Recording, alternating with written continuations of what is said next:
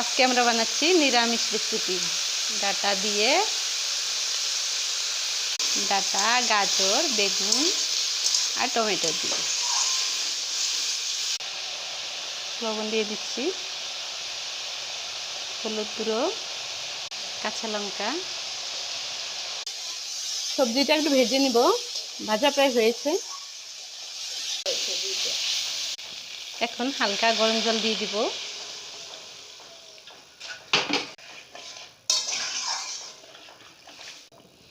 সবজি সিদ্ধ হওয়ার জন্য এখন একটু ঢেকে দেব।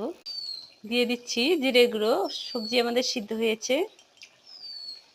এই সবজিটা একটু মাখা মাখা বানাবো। নামানোর আগে একটু সর্ষে বাটা দিয়ে